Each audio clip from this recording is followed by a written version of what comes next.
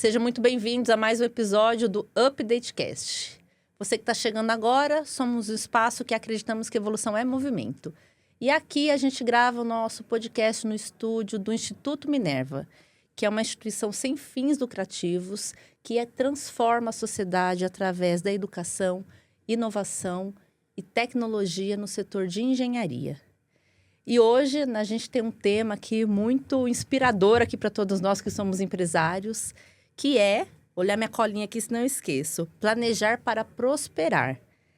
Quando o dinheiro e a consciência caminham juntos. E quem vai falar disso hoje é a Aline Santos de Oliveira. Ela tem 35 anos, é planejadora financeira e a gente vai aprender muita coisa com ela aqui hoje. Seja muito bem-vinda, Aline. Obrigada, Adri. Obrigada pelo convite. E vamos tentar colaborar aqui o máximo possível para que as pessoas entendam melhor sobre planejamento financeiro, sobre dinheiro e sobre prosperidade. E é um assunto importante, né? Porque eu falo que o brasileiro não sabe lidar com dinheiro, né? A gente não é educado para isso, né? E você é formada em economia e pós-graduada em mercado financeiro também, né? Isso. E além de planejadora, educadora e terapeuta holística, eu queria saber um pouco disso também. E você é apaixonada, né, por ajudar as pessoas e trazer prosperidade aí para a vida delas. Então, vamos lá, conta um pouquinho da sua história, como foi o início aí da sua trajetória, que a gente está curioso. Tá certo. Bom, Dri, eu comecei no mercado financeiro aos 16 anos. Não foi intencionalmente, mas eu vim ali de uma família mais humilde e então trabalhar era uma opção para conseguir mudar a vida realmente. Então eu comecei muito cedo trabalhando com outras coisas, né? Fui professora de escolinha, dei aula de inglês, fiz várias coisas até chegar à Caixa Econômica Federal, que foi meu primeiro trabalho como estagiária no mercado financeiro. E aí você chega nesse mundo e é um mundo completamente diferente do que você está acostumado. Então, você via as pessoas viajando o mundo, você via as pessoas contando histórias, assim, mirabolantes, coisas que você nunca tinha ouvido, lugares diferentes. E aí, aquilo começou a brilhar meu olho. Até então, o meu sonho era ser jornalista. E aí, eu trabalhei 2 anos na Caixa e eu fui deixando esse sonho de lado, pelo que eu conheci. E aí, resolvi trilhar a economia. E aí, desde então, estou no mercado financeiro, né? Então, desde os 16, trabalhando com isso. Passei por HSBC, passei por Santander, passei pelo Itaú. Até finalmente chegar, né, a escritórios vinculados ao BTG. Que aí essa história é um pouquinho longa também, mas para resumir. Então, passei por todos esses bancos. Eu comecei como... Na verdade, na Caixa eu fui estagiária. Aí eu entrei no HSBC como assistente de gerente. Então, onde eu aprendi como funcionava realmente o dia a dia. E o HSBC já tinha um viés muito forte para investimentos. E aí foi uma outra pulguinha que me pegou. Eu falei, cara, o que é isso? Tipo, nunca ouvi falar. O que é Bolsa de Valores? O que... né? E aí aquilo foi me apaixonando. Mas o caminho estava como gerente de conta. Eu estava trilhando como gerente de conta. Migrando também, possivelmente, para ser um gerente geral de agência. Então, é aquela pessoa que coordena a agência como um todo. E até que o Itaú, um belo dia, me procurou. Dado as certificações que eu vinha tirando, isso é bastante importante, né? Quem quer trilhar no mercado financeiro uma carreira de sucesso precisa ir atrás das certificações, né? Então, eu sempre gosto de falar, vai estudar. O mercado financeiro exige que você esteja se atualizando, exige que você sempre esteja procurando novos cursos, novas certificações, e era o que eu fazia. Então, além da faculdade, eu estava tirando certificações, então tinha CPA 10, tinha CPA 20, tinha... O CEA eu ainda não tinha, mas já estava estudando. E por causa da CPA 20, o Itaú me chamou para fazer uma trilha de consultoria de investimentos, que antigamente era diferente e até importante, né? O mercado de investimentos também, ele teve uma mudança muito grande nos últimos 10 anos. Se você olhasse há 10 anos atrás, você não conseguiria investir em qualquer fundo de investimento. Hoje as plataformas é completamente aberta, qualquer pessoa pode acessar, mas teve toda essa mudança, né? Então, existiam poucos profissionais qualificados, existiam plataformas ruins também. Então, a gente estava caminhando ali para uma melhor educação também. Você trouxe aqui, eu acho que é bastante importante e é algo também que eu gosto bastante, o brasileiro não tem educação financeira nenhuma. Hoje, pela internet, pelo Instagram, essas coisas, a gente tem visto uma melhora, mas nós não temos. Então, há 10 anos atrás, eu tô falando de, acho que até um pouquinho mais, mas assim, 10 anos atrás era algo muito novo, investir e ter, né, um mercado democrático para investimentos. Que não se falava muito, né? Eu acho que devido também ao avanço, né, do digital, né, as coisas começaram cada vez mais, a informação é mais... Sim. Esqueci a palavra. As informações são mais diluídas. São mais rápidas. São mais rápidas. E hoje tem as fintechs, né? Que são esses bancos menores, né? Me corrija se eu estiver errada. Olha, eu falo que há 10 anos atrás, falando, né, desse período de 10 anos atrás, a gente não tinha ainda tantas fintechs. É por isso que eu falo, a gente teve uma grande revolução mesmo nesses últimos anos. A XP trouxe essa revolução para o mercado. E eu diria que tem um pouco mais ali de 15 anos, né, que a XP realmente começou a trazer essa mudança. Eu não sou XP, nunca trabalhei na XP, mas a gente tem que reconhecer que realmente ela trouxe essa mudança para o mercado. Eles inovaram, né? Eles inovaram. Eles viram um mercado realmente que hoje está fazendo muito, assim, tá fazendo muito sucesso. Vão ter mais mudanças. É que eu falo, é um assunto bastante longo, assim, se a gente for levar isso aqui à frente, mas o mercado daqui para frente terá muita mudança, assim. Muitas mesmo, tá? E essas fintechs vieram para democratizar, Democratizar. Né? E mais acesso, né? Para as pessoas, que era coisa, igual você falou, os valores, né? Eram exorbitantes, enfim. Hoje você consegue investir com, sei lá, R$100, sei lá, o valor mínimo que tem lá. É que hoje você tem acesso a todos os fundos, né? Sim. Eu brinco que, assim, hoje o mercado tem mais de... Não sei se tem 5.000 fundos, tá? Mas eu acredito que esteja batendo, porque é muito fundo mesmo. Então, hoje você quiser aplicar no fundo Mariazinha, muito possivelmente você encontra na plataforma do BTG, na plataforma da XP. Então, você consegue investir. Ficou algo bem democrático e bem acessível para todo mundo mesmo. Mas voltando, que eu já me perdi um pouco aqui. Não, imagina, eu que te cortei. Então, assim, foi 2014. 2014, então, o Itaú me convidou para trabalhar com investimentos. Eu não era especialista, apesar de já ter experiência com investimento no HSBC, no Santander. Eu não era especialista, mas era o meu sonho, né? Naquele momento era o que eu queria. Então, as certificações, elas vinham exatamente, assim, eu vinha estudando para buscar trabalhar com investimentos. E aí, o Itaú me chama nesse período. Eu até brinco, a entrevista foi horrorosa, assim. Eu briguei com a menina do RH, assim, sério. Eu falava, imagina, eu não vou passar nunca nisso. Não vou me contratar para essa empresa, não. E entrei.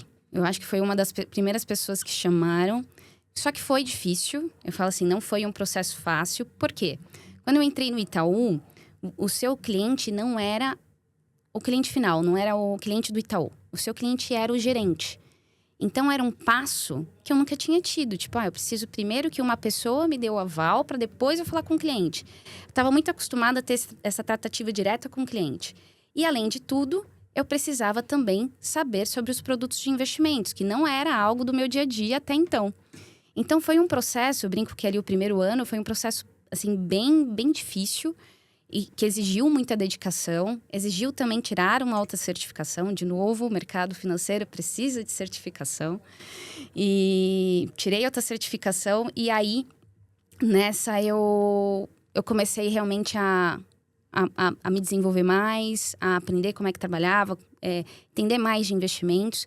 Nessa época, eu também resolvi fazer uma pós-graduação no INSPER, até porque eu falei, preciso ter um nome forte no meu currículo e achar algum lugar que seja bom, que me ensine coisas que eu não sei. E aí, foi o primeiro curso do INSPER, chama Advanced Program in Finance, mas que é um programa todo voltado para uma outra certificação, que é o CFA.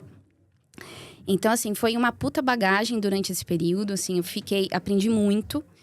E aí, o Itaú e a XP na verdade, o Itaú compra um pedaço da XP.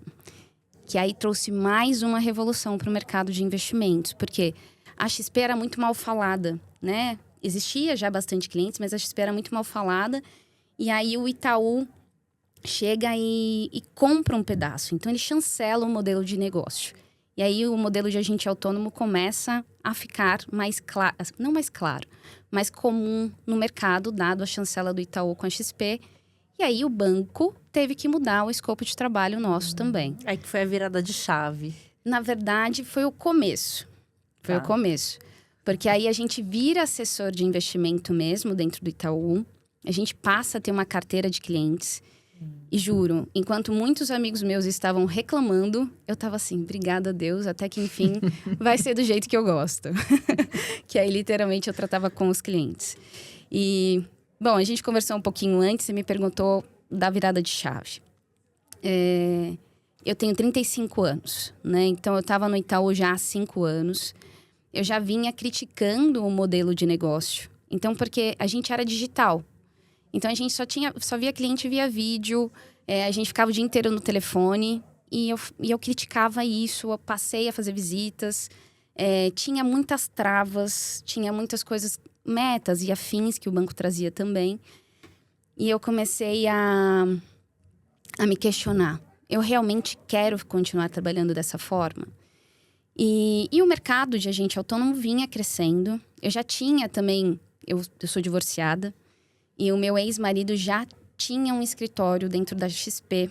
Então, eu também acompanhei essa evolução de XP junto com ele durante um período. E eu falava, pô, existe um mundo fora de banco. Só que assim, banco... eu brinco que a minha mãe olhou pra mim e falou assim, você é maluca? Você vai sair do banco por quê? Estabilidade, né? É uma estabilidade falsa, eu Sim. diria. Mas quando você se acostuma a trabalhar dentro de banco... Porque eu falo assim, eu me acostumei muito cedo a trabalhar dentro de banco. Então, lá com 16 anos, eu não tinha metas. Mas eu ganhava muito pouco. E eu via a galera fazendo um monte de coisa. Então, eu aprendi desde muito cedo que quanto mais eu vendesse produtos, mais eu ganharia dinheiro. E aí, nos outros cargos que eu tive, então, se eu batesse meta, eu ganhava comissão por isso. Então eu falei, pô... Aqui, até então, o dinheiro movia tudo, né? Então, assim, quanto mais eu faço, quanto mais meta eu bato, quanto melhor eu estiver ranqueada, mais dinheiro eu vou ganhar. Então, estava atrás disso, né? Eu brinco que, assim, quando eu olho para trás, eu tinha objetivos muito bem desenhados. Então, quando eu entrei no HSBC, eu sabia que eu queria virar gerente. De gerente, eu sabia que eu queria virar assessor. No HSBC eu já tentei trilhar para investimentos, tá? E até consegui. Só que o salário era muito baixo. E eu tava para casar. E aí eu falei, não, gente, vocês estão de brincadeira. Que eu vou sair do cargo atual que eu tô para ir para um outro cargo. E não vou ter um aumento de salário. Aí foi essa virada que eu fui pro Santander. Que aí o Santander, na época, dobrou o salário, essas coisas. Eu falei, não, então vou para lá.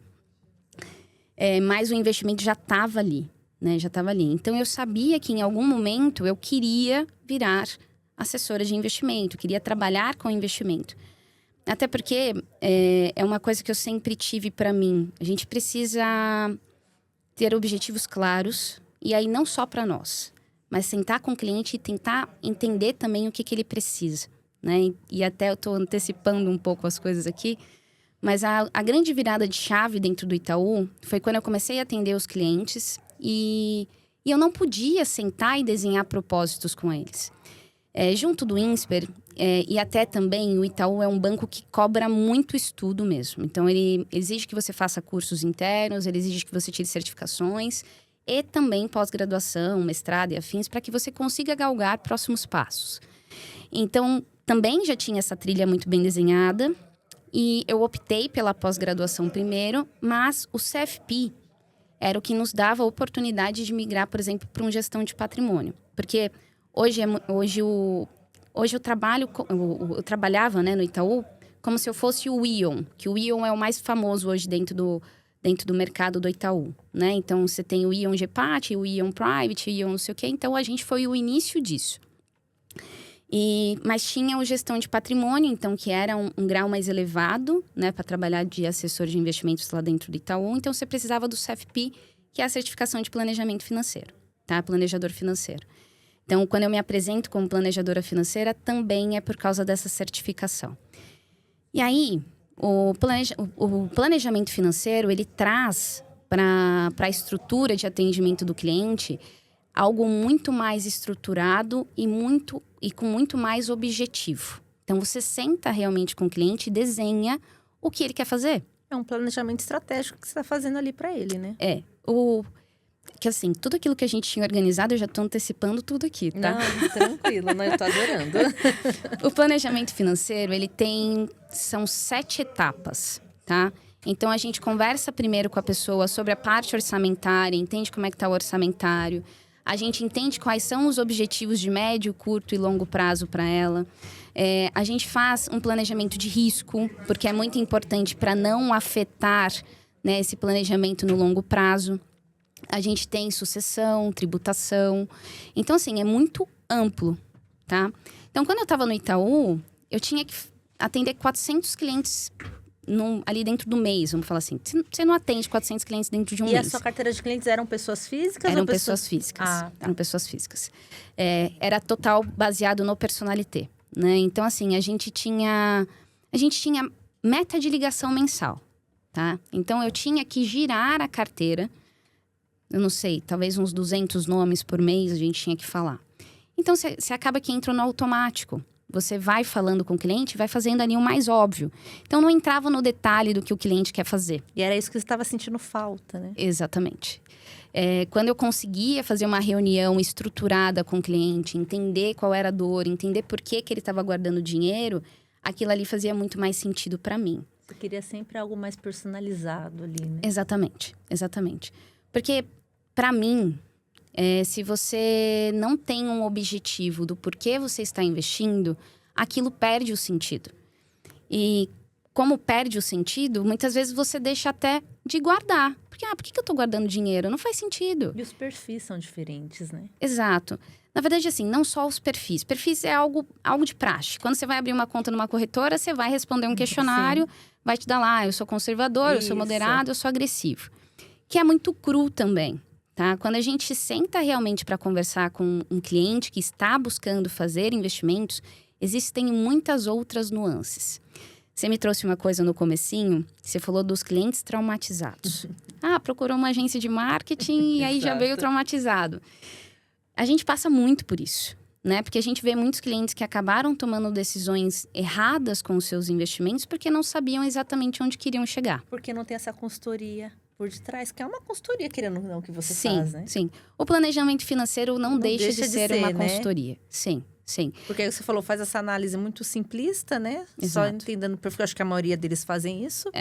Que é o que já fizeram comigo uma vez. E aí, você só perde dinheiro, se traumatiza e não investe mais. O assessor de investimento hoje, assim, até a gente tem uma luta, né? Porque a gente vê o sistema de consultoria crescendo cada vez mais. Então, por exemplo, a gente pega o Grupo Primo. O Grupo Primo vendia XP, ele começou com...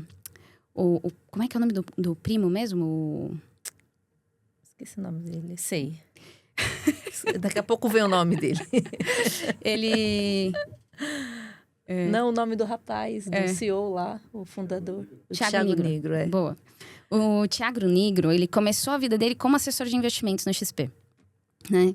E eu falo que ele tem uma visão de mercado muito boa. Isso é fato, assim. E aí ele foi crescendo a empresa, vendeu o escritório, aí foi mais para essa parte de marketing, essas coisas que ele vem fazendo bem. Só que ele abriu a Portfel, né? E a Portfel é consultoria, né? Então, a consultoria já vem um pouco para desmistificar também essa questão de venda de produtos só. Porque é o que os bancos fazem, né? Querendo ou não, né?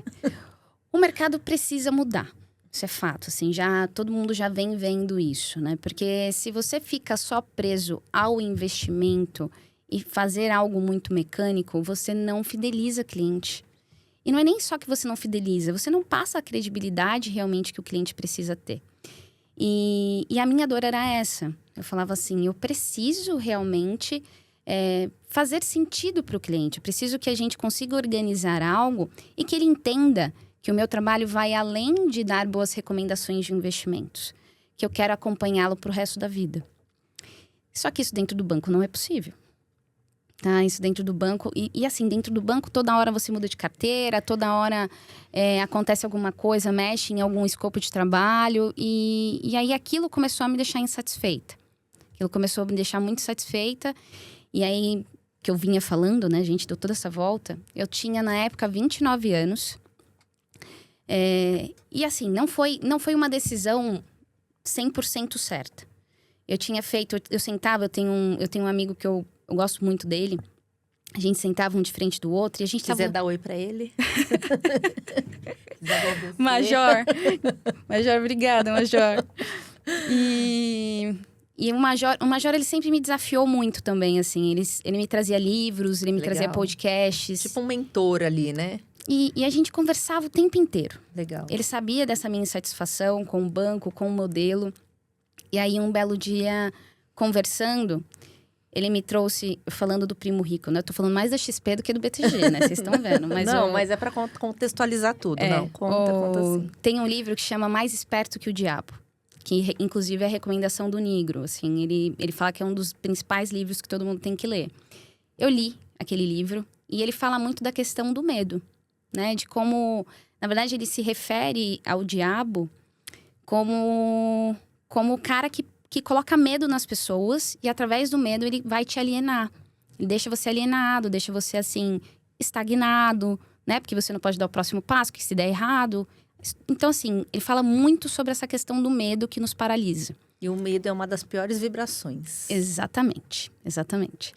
E aí, aquele livro me abriu, assim, a mente. E aí, eu falei pro Major, eu vou fazer o seguinte. Eu vou lançar um desafio para mim.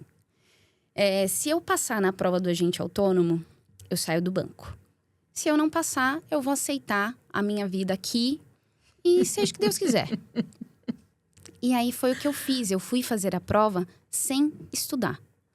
Para literalmente falar assim... eu não vou passar, eu paro de reclamar, sabe? Eu aceito que dói menos. Aceito que dói menos, sabe? Tipo assim, pra que eu vou me arriscar? Tô tão tranquila, o salário é bom. O bônus não era bom, tá? O bônus era bem ruim. Bônus, mas tem bônus, tem férias, tem 13º, tem PLR. Pra que eu vou sair daqui? Por que eu tô reclamando tanto, A né? zona do conforto que não é confortável. Não é confortável pra quem tem essa... Eu brinco que eu sou do contra. São os perfis de pessoas que eu falo. E você já tinha identificado ali que o seu perfil não era aquele. Não. E eu sempre brinco assim, que eu sou do contra. Eu sempre quero... Parece que eu sempre tô um passo à frente das pessoas que estão ali ao meu redor. Exatamente por essa ânsia de conhecer mais coisas, de se desafiar mais também. E aí, fui fazer a prova. Marquei a prova. Eu tinha uma viagem marcada para África do Sul. Eu estava como primeiro lugar do ranking do Itaú, na minha curva de competição. E olha que você nem estudou, hein, Aline? Não. E eu fui estudar. Não, estava em primeiro lugar na curva do Itaú. Não na prova que você prestou. Não na prova. Entendi. Não, no Itaú. Porque a gente tinha um ranking. Tá, de avaliações lá deles. Para poder ganhar o bônus. Na verdade, esse ranking era meta, puramente meta. Entendi. E eu estava em primeiro lugar. E tinha essa viagem para África do Sul também, marcada. Eu fiz a prova antes. Acho que uns 5 dias antes de ir para África do Sul. E aí, fiz a prova. E nessa época, a prova não saía, o resultado não era imediato. Hoje você faz a prova sai na hora. Antigamente não era. Então demorava um tempo ali para a prova sair, para sair. E aí eu eu fiz a prova e eu acho que saía 15 dias depois o resultado, eu não lembro bem. Sei que saiu o resultado e eu ganhei realmente primeiro lugar do banco também. Então, não tinha para que sair. Porque ou viria promoção, ou aumento de salário. Porque quando você está em primeiro lugar, eles têm que movimentar você de algum jeito. E aí veio o resultado da prova. Quando chegou o e-mail, eu fiz assim, Major, você que vai olhar. Eu vou dar uma volta. E aí, dei a minha volta. Quando eu voltei, ele olhou pra mim e... Você passou. Aí eu... Bom, agora eu preciso achar pra onde eu vou. Então, a partir dali, eu comecei a me movimentar e procurar algum lugar para ir.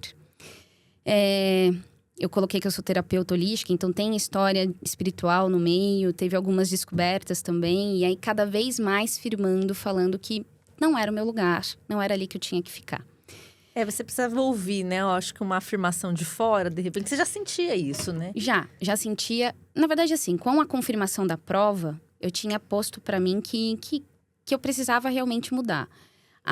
Essa parte espiritual, ela veio em conjunto pra me dar mais força, sabe? E eu mudei.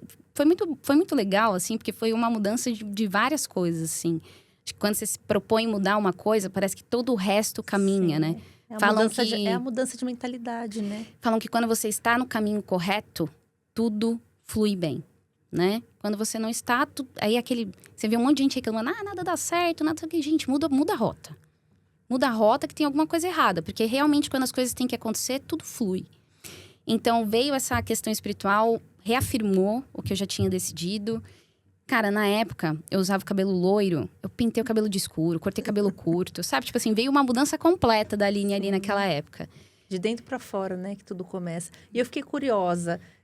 Você fez que tipo ali Você fez algum curso? A terapia holística chegou como ali? Você foi estudar algum... A terapia holística, eu tenho me vendido como terapeuta holística, é muito recente. Tá. Mas foi todo um caminhar e vem desde 2019 também, tá? Vem desde 2019 também. Mas isso eu te falo um pouquinho no final, porque senão a gente vai se enrolar aqui na história. Boa. Mas em 2019 eu fui conhecendo, assim, diversas coisas que me impulsionaram para esse caminho espiritual. Eu não era, tá? Assim, o João Paulo, ele me conheceu na igreja católica. E eu fui largando isso. Fui largando.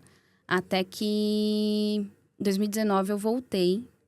E voltei realmente para me aprofundar nesse lado espiritual. Porque assim, aí falando um pouquinho de mentalidade, né? A gente foca em tantas outras coisas, né? Que a gente vai deixando toda a sujeira da nossa vida pessoal debaixo do tapete.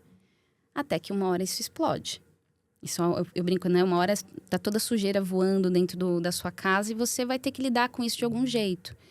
E aí entra tanto o lado espiritual quanto também ajuda psicológica. Foi tudo junto nesse período, assim. Veio tudo meio que junto.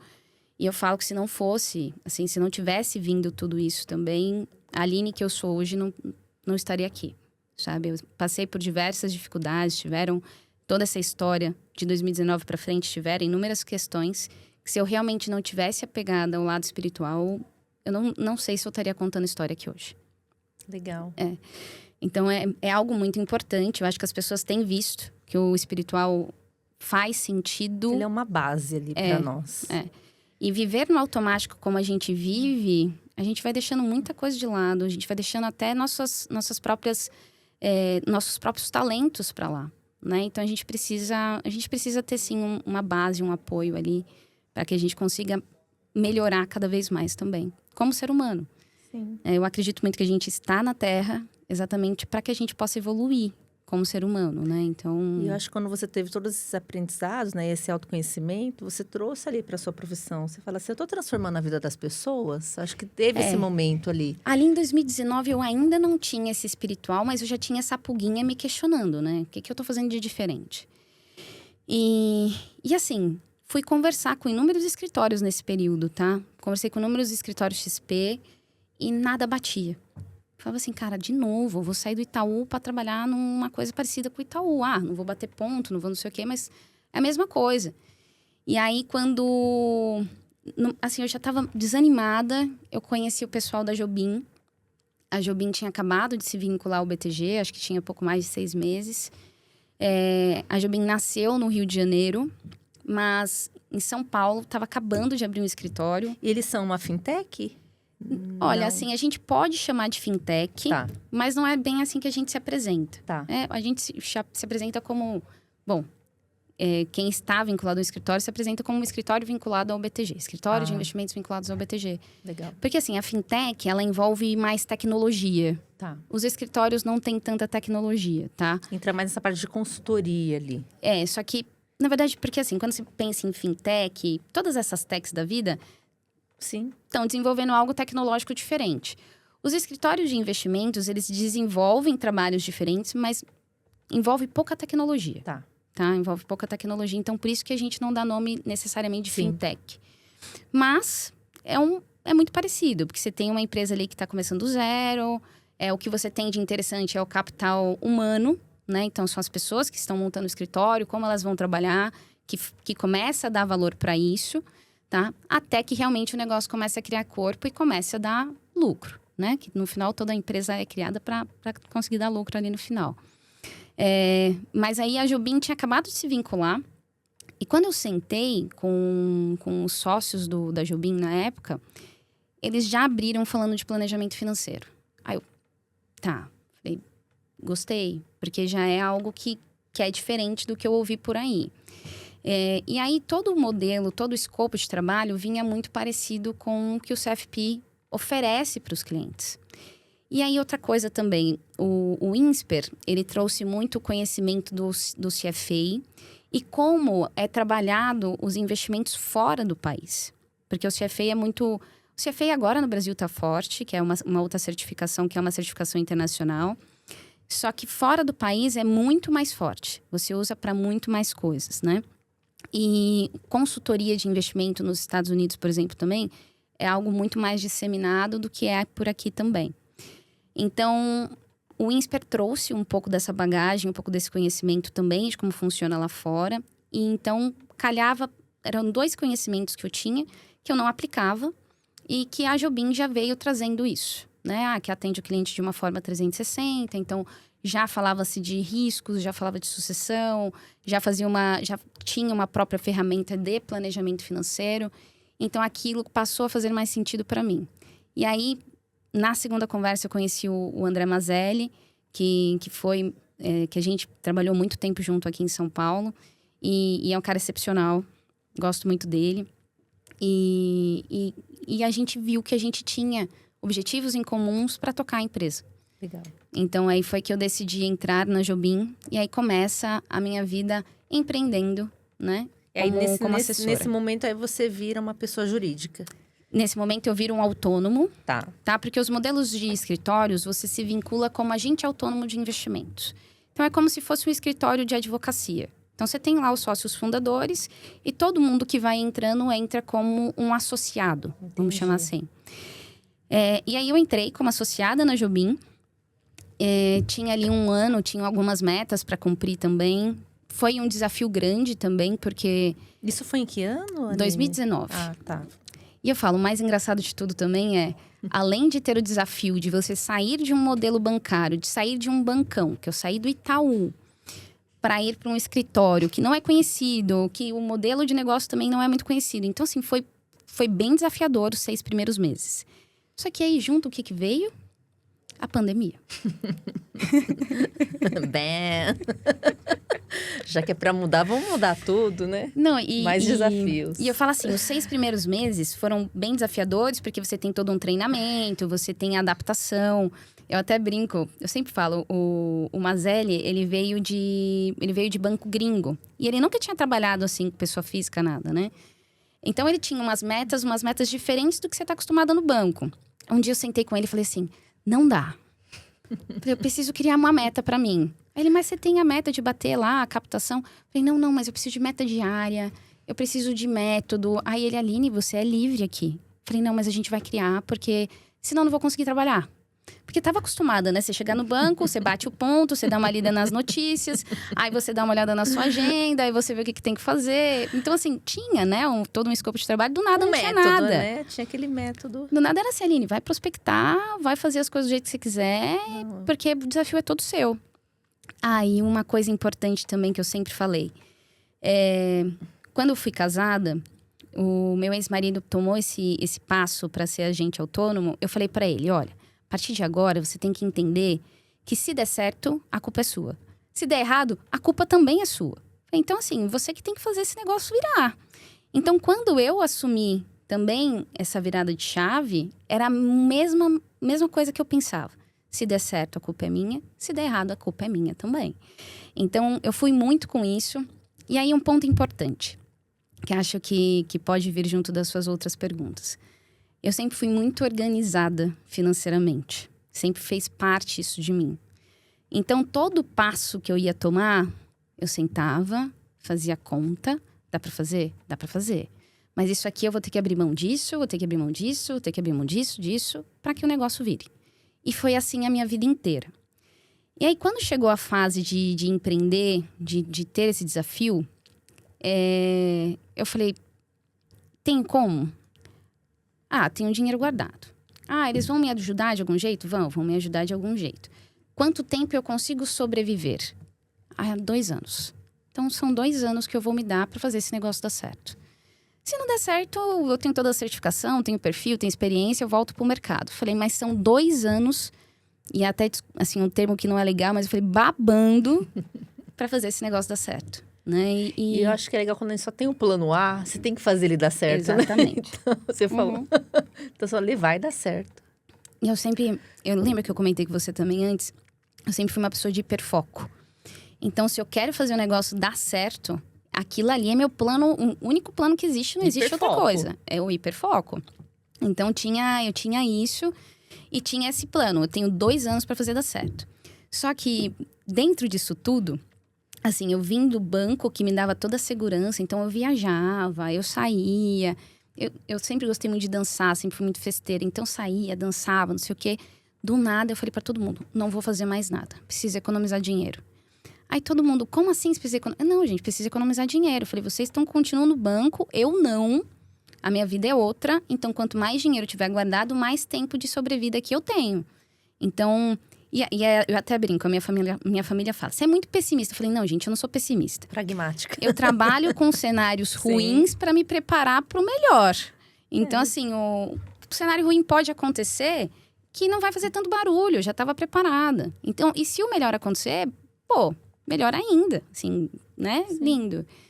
E aí, então, os 6 primeiros meses foi bem difícil, teve toda a adaptação. Quando eu comecei a caminhar, as coisas começaram a virar, os clientes começaram a vir, veio a pandemia.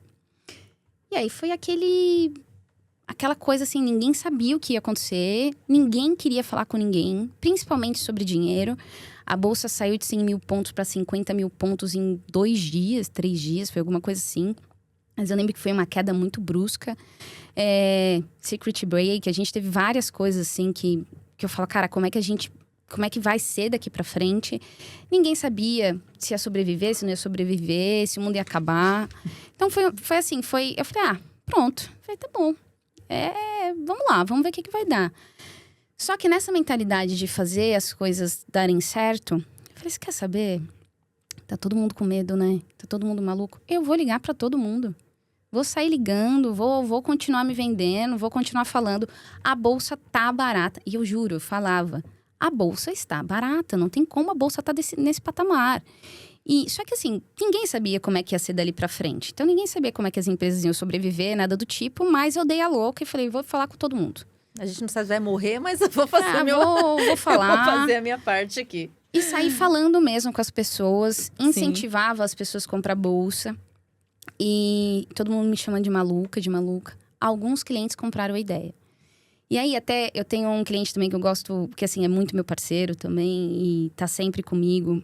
Obrigada, Roberto. Eu liguei pra ele e falei assim, cara, vamos fazer day trade? Falei, eu tô vendo uma movimentação na bolsa diferente, tô achando que dá pra fazer. Nunca tinha feito, tá? Porque no banco a gente não lidava com a ação.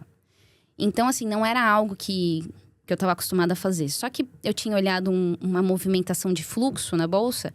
Falei pra ele, vamos fazer? Aí ele falou, vambora, vamos testar. Quase fiquei maluca.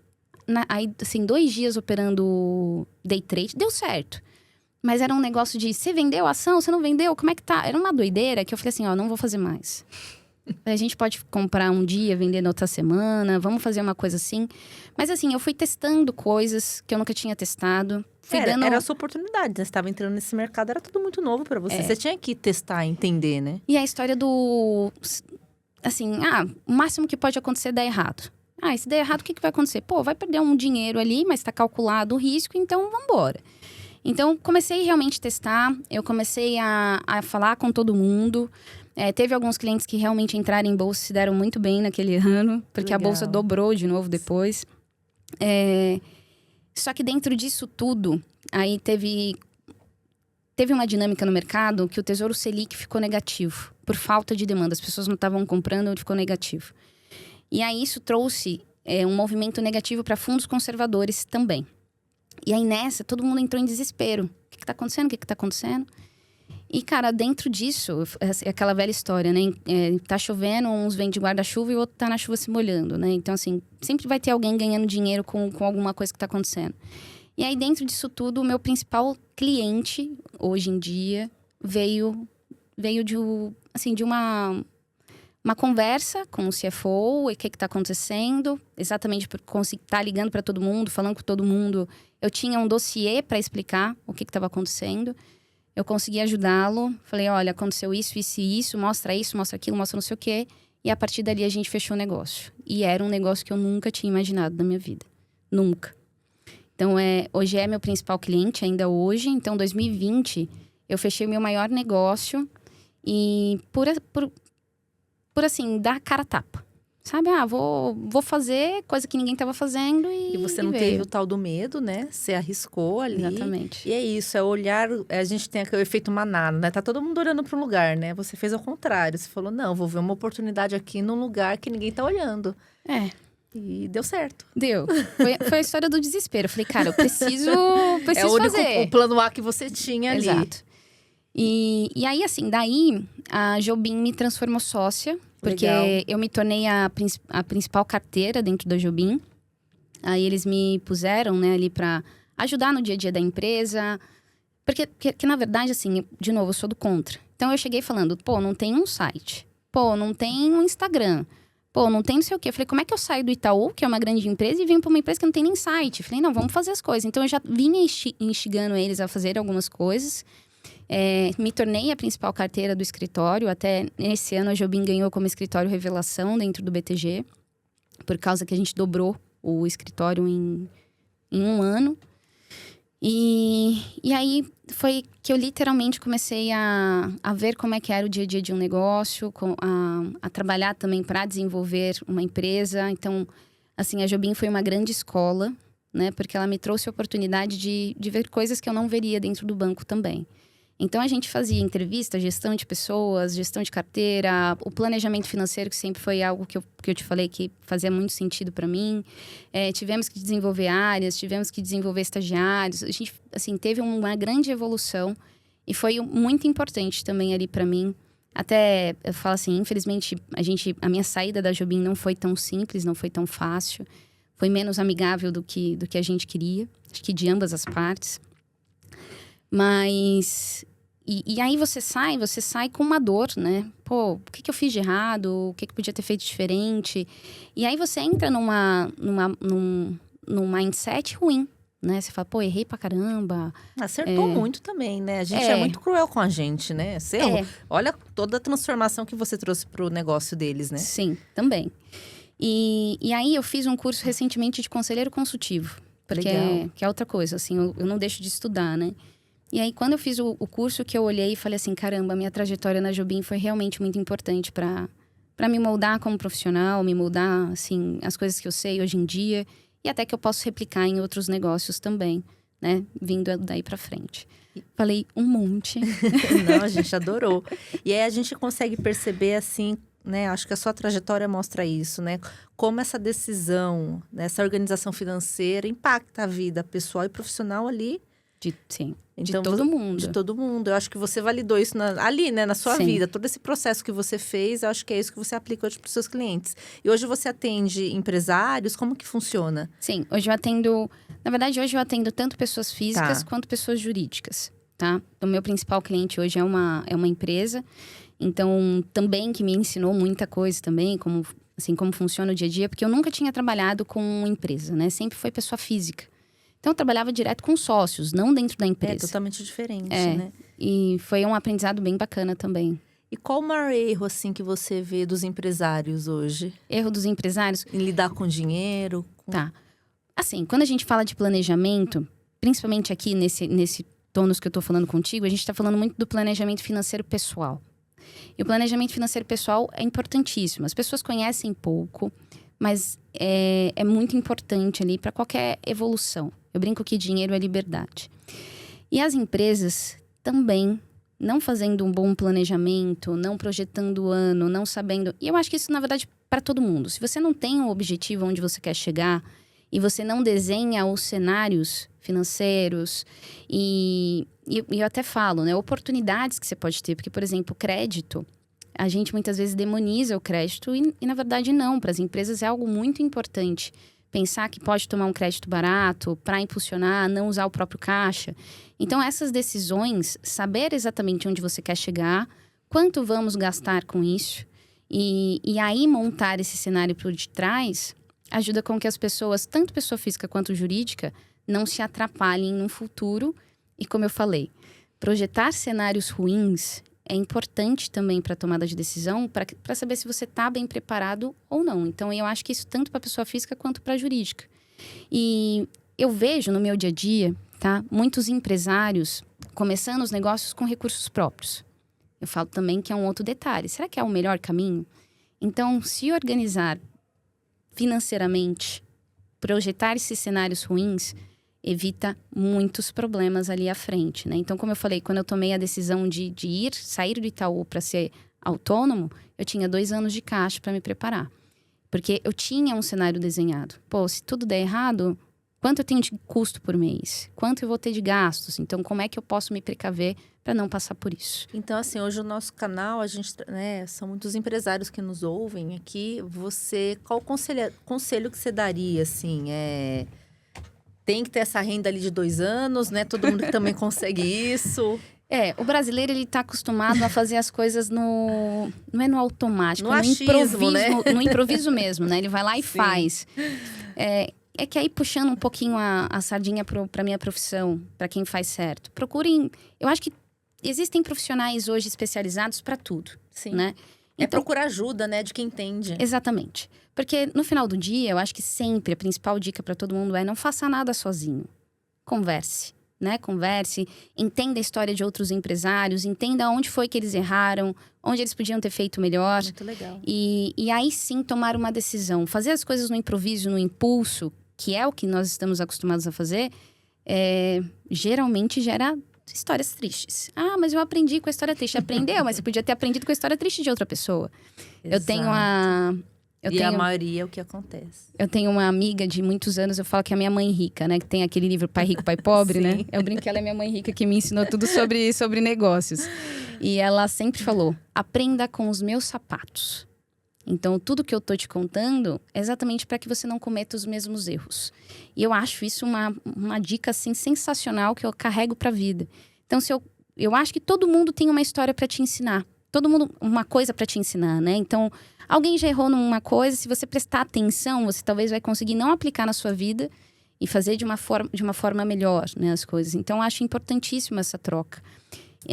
Então, não fazer nada sozinho, acho que seria uma das primeiras dicas. Procurem pessoas especializadas. Hoje a gente tem pessoas especializadas para tudo, né? Eu acho que a internet também tem esse de benefício, né? Você consegue procurar pessoas especialistas em algum assunto muito facilmente.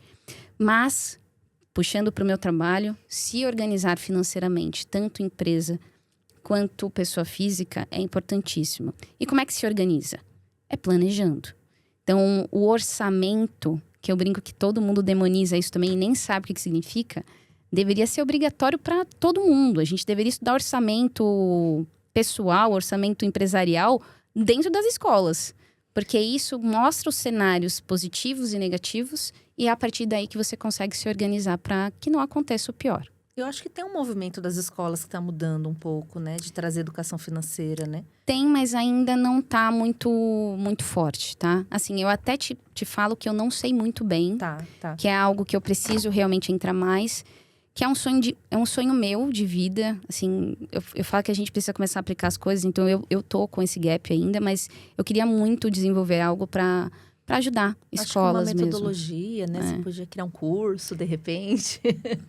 Que a não ideia... sei, eu vou ter um dia, tá? Mas a ideia a gente é vai realmente... aguardar o curso dela, gente. Você tem muita coisa para ensinar, Aline. Tem. Eu falo assim, o dia a dia, quando você pega mesmo... É que outra coisa, né? Você precisa de pessoas dispostas a aprender. Né? Então, não adianta você estar falando para um público que não quer. Mas tem muita coisa. Eu sempre falo para alguns amigos meus, né? Eu falo, o que a gente pode mudar o mundo? Como a gente pode mudar o mundo? É ensinando o que a gente sabe fazer. Sim. E é isso, assim, eu gosto bastante. Então, se eu posso ajudar de alguma forma, eu gosto de fazer. Mas eu tenho esse gap. Eu preciso montar, sim, esse curso. Você vai conseguir. Para fazer isso. Um próximo passo aí para você. Sim. E deixa eu te fazer uma pergunta, assim. Qual é a principal mudança de mentalidade que uma pessoa precisa ter, assim, para prosperar financeiramente? Que você acredita que existe essa mudança, né? Acho que isso aconteceu com você ali. Sim. Precisa de compromisso. É o principal... E assim, né? Quando você me fez essa pergunta, eu fiquei me questionando o que realmente... Qual que é a mudança do mindset? Até teve uma outra pergunta que você fez, eu já vou começar aqui. Eu tenho a história de uma cliente, que eu gosto muito de contar a história dela, porque eu acho até engraçada muitas vezes. Que a gente teve uma evolução bem grande, desde que a gente começou, né, a trabalhar juntas. Ela realmente acreditou no meu trabalho, então é algo por isso que deu certo. Mas eu perguntei para ela esses dias, falei, o que fez você realmente comprar aquele planejamento financeiro que eu montei para você naquela época? E foi, tá? Fevereiro de 2020, lembro até hoje. Então, eu fiz os investimentos dela hoje, 7 dias depois, tudo caindo, tudo despencando. Então, assim, ela realmente acreditou em mim. Ela falou assim, o desespero. O desespero. Ela foi quando você me mostrou um número lá na tela. E eu falo, a gente tem isso, né? A gente é muito visual. Então, quando você pega uma ferramenta de planejamento financeiro e você projeta que se a pessoa não tiver X valor para se aposentar, ela vai ter que trabalhar pro resto da vida. Ela falou que aquilo ali trouxe um desespero para ela, que ela falou, não, eu preciso mudar para ontem. Ela já tinha, acho que 45 anos quando a gente começou. Ela tá com 50... Isso aí, ela tinha uns 45, 46. E ela falou, eu olhei e falou, eu não quero continuar trabalhando pro resto da minha vida, não. Ela falou, não quero. Falou, então, o desespero me trouxe aquilo. Mas eu falo, se a gente se acostuma a se pagar primeiro, boa. Acho que eu achei a resposta. Boa. Então, acho que o mindset você precisa se pagar primeiro para lembrar que você é importante e que projetos futuros, né, precisam ter esse compromisso com você mesmo. Porque eu falo, a gente tem compromisso de pagar conta de luz, conta de água, conta de... Enfim, todas as contas. Depois que a gente, sobrou, eu vou guardar. Tá errado. O mindset eu preciso me colocar como primeiro lugar e começar a me pagar para depois fazer as outras contas. Então, que não é nosso hábito. A gente realmente... É uma cultura, né? Que tem que ser quebrada. Exatamente. Então, a história dos 10% que precisa ser guardado é importantíssimo. E eu diria que isso desde o início da vida... comecei a trabalhar. Guarde dinheiro. E tem um livro que eu gosto muito que chama Os Segredos da Mente Milionária. E ele fala muito de mindset, né? Que o mindset eu li ele, mas já esqueci metade. Preciso ler de novo. É um livro de cabeceira. Eu diria que a gente tem que estar sempre relendo. Você esquece. E ele fala muito desse mindset mesmo, assim, de você conseguir... E sabe uma coisa? Eu falo assim, quando você tem dinheiro guardado... Eu tava conversando com um casal também esses dias. Eu falei pra eles, se vocês não tivessem esse dinheiro guardado... Vocês não estavam morando fora do país. Vocês não estavam se arriscando fazendo um curso, fazendo outra coisa. Porque o dinheiro traz liberdade. Aline, mas o imóvel é ruim? Não, gente, imóvel não é ruim. Mas assim, imóvel tá com dinheiro imobilizado. Se você precisa viajar para fora, eu quero fazer um curso, ou sei lá, quero mudar de carreira. O que o imóvel vai te ajudar? Tem o aluguel. O aluguel sustenta você? O aluguel vai te dar segurança? O dinheiro não. Você tendo dinheiro na conta, você tem aquela paz de falar assim, se der errado, eu tenho onde recorrer, né? Você não vai ter que vender o seu imóvel a preço de banana, vai ter que vender seu carro a preço de banana.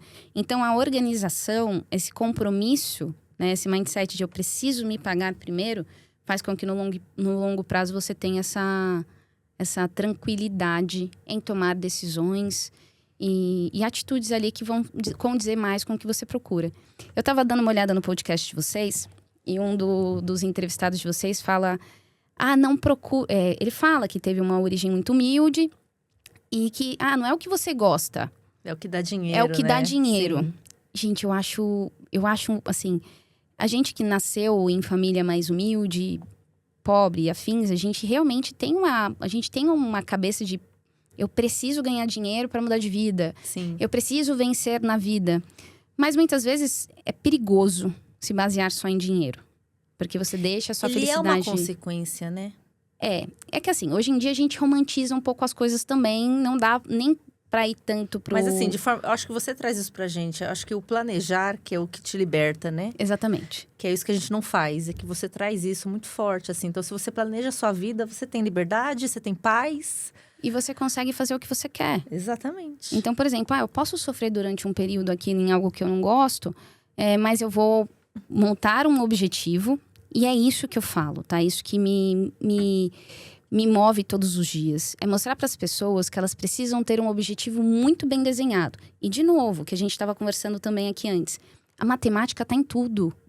Está em tudo. A gente, eu não gosto de matemática. Não... Gente, matemática é importante para tudo. Por quê? Eu quero virar, sei lá, sou assessora hoje, mas eu quero virar psicóloga. Quanto me custa um curso de psicologia? Eu consigo pagar esse curso de psicologia? Consigo. Então eu posso começar meu próximo passo. Eu posso tomar esse passo. Agora, se eu nunca fiz esse planejamento, eu não sei quanto eu vou gastar, eu nunca vou fazer. E eu vou passar o resto da minha vida reclamando. Entende? Então, assim, todo sonho, ele tem um número por detrás. Todo sonho. Então, eu quero viajar o mundo. Quanto custa viajar o mundo? Você já fez essa conta? E quanto tempo que você leva para fazer essa economia, fazendo o que você faz hoje, para você viajar o mundo? Então, as pessoas esquecem. De novo, o orçamento que ninguém faz é importantíssimo. Porque você começa a quantificar as coisas que você quer fazer. E quantificando, você consegue colocar prazos, você consegue colocar metodologias e se organizar realmente para isso, né? Então, quando a gente fala de planejamento, o planejamento vai muito além de só olhar os investimentos ou os números. É entender onde você quer chegar, fazer com que você pense como você quer chegar. E aí, sabendo como você quer chegar, a gente consegue montar todo um caminho para você trilhar isso tranquilamente até lá. É isso que você falou, assim, quando você, né? Eu falei, faz um curso, alguma coisa. Acho que as pessoas, elas precisam querer isso, né? Exato. Eu acho que essa frase que você trouxe aqui, a gente se colocar em primeiro lugar, eu não faço isso, muitas pessoas não fazem, né? E o que restar, eu vou fazer, comprar alguma coisa para mim, né? Sempre assim, né? Exatamente. Então, acho que é essa mudança mesmo para as coisas poderem fazer sentido. Aline, olha, você trouxe muito aprendizado aqui pra gente. Quero você de novo aqui para contar mais coisas. Acho que tem muita coisa ainda pra gente conversar. Realmente essa parte de planejamento financeiro, dinheiro, é um tabu para as pessoas ainda. Sim. Acho que é uma questão cultural, igual a gente falou. Acho que cada vez mais, né, com mais informação, com profissionais como você, a gente consegue aí ter mais qualidade de vida, que é isso, Sim. né? O dinheiro nos proporciona qualidade de vida. Exatamente. É simples, né? Exato. Então, Aline, obrigada por trazer a sua visão, né? Tanto conhecimento e clara, né? Você trouxe uma visão muito clara pra gente. E que a gente sabe que é possível. E organização financeira é liberdade. É liberdade. Essa é a palavra. É liberdade. Liberdade. Então, obrigada por ter aceitado o nosso convite, ter trazido tanto conhecimento aqui pra gente. Imagina. E eu queria muito que você trouxesse também as suas redes sociais, onde a gente te encontra, contatos, enfim, que muita gente vai precisar aí de você. Aline Oliveira, _planejadora. O Instagram hoje eu acho que é o mais fácil para me achar. Tem LinkedIn, mas eu te falei, né? Possivelmente passarei por uma transição também aqui de carreira ou de escritório, ainda não está muito bem definido. Tem mudanças acontecendo, mas o Instagram consegue me achar, consegue falar comigo também. Obrigada por ter vindo ao nosso canal e a gente te espera em próximos, tá bom? Fechado. Obrigada a você que acompanhou aqui toda essa história inspiradora, essa trajetória aqui que a Aline trouxe pra gente, que é possível investir, que é possível ter planejamento. É só entrar em contato com ela. Até o próximo episódio.